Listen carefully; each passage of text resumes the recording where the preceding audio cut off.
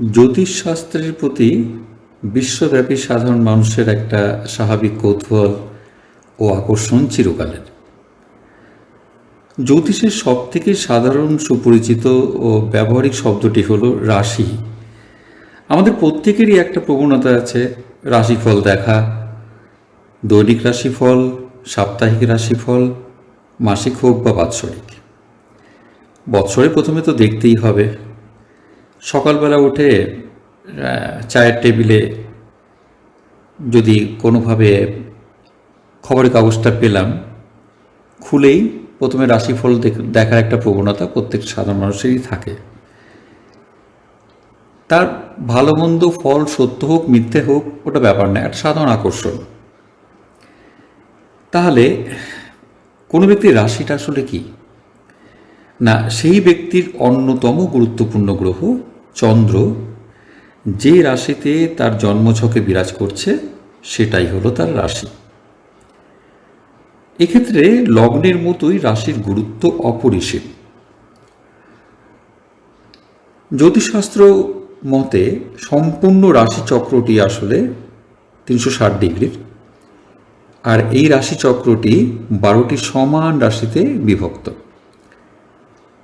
প্রত্যেকটি রাশি নানা বৈচিত্র্যে ভরা। যে বৈচিত্র্যগুলো রাশির চিহ্ন, তার অধিপতি, তত্ত্ব, শক্তি ইত্যাদির মধ্যে নিহিত আছে।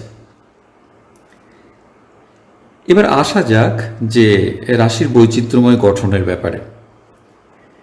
প্রত্যেকটি রাশি 4টি তত্ত্ব, 3টি শক্তির সমন্বয়ে গঠিত এবং সেই অনুসারে তার চরিত্র অনেকটাই প্রকাশ পায়। 4টি তত্ত্ব কি? এই 4টি তত্ত্ব হল অগ্নিতত্ত্ব, পৃথ্বীতত্ত্ব, বায়ুতত্ত্ব এবং জলতত্ত্ব। আর তার সাথে 3টি শক্তির সংমিশ্রণ ঘটে। এই 3টি শক্তি হল চর, স্থির এবং দত্তক।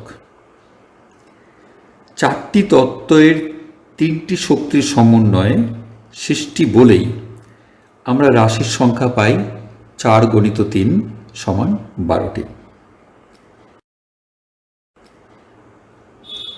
এই রাশিচক্রটি, এই যে 12টি রাশিচক্র, মোটামুটি মেষ রাশি থেকে শুরু করে মীন পর্যন্ত 12টি রাশি, ক্রমান্বয়ে মেষ, তারপরে বৃষ, মিথুন, কর্কট, সিংহ, কন্যা, তুলা, বৃশ্চিক, ধনু, মকর, কুম্ভ এবং পরিশেষে মীন।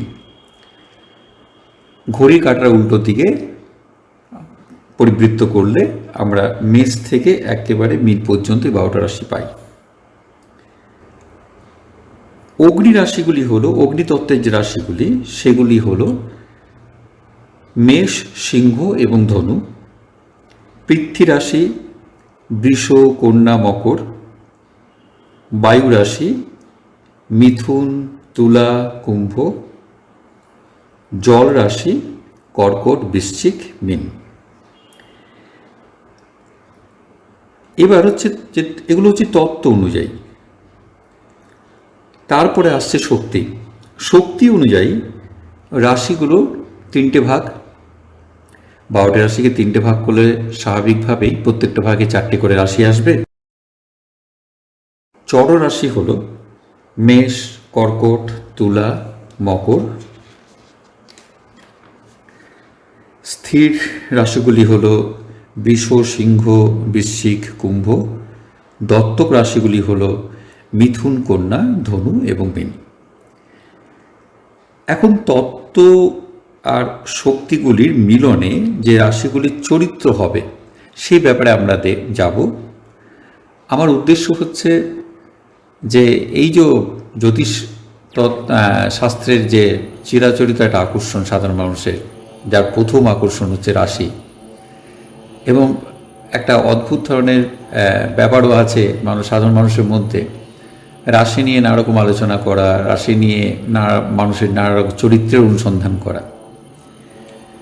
তাই রাশি নিয়ে 2-4 কথা। আমি চাইব শাস্ত্রের গভীরে প্রথমত প্রবেশ না করে সাধারণ মানুষের গ্রহণযোগ্য হয় এবং তারা যাতে ব্যাপারটা বুঝতে পারে রাশি কী এবং আসলে তার গুরুত্বই বা কতটা, মানব জীবনে আমরা যে রাশি নিয়ে নানা রকম কথাবার্তা বলে থাকি তা কতটা সত্য এবং কতটা অর্ধসত্য, এসব নিয়ে আলোচনা আর কি। সেই কারণে রাশি নিয়ে প্রথমে রাশিগুলি কী, তাদের গঠন কী নিয়ে, তত্ত্ব নিয়ে, শক্তি নিয়ে, এইসব নিয়ে আলোচনা।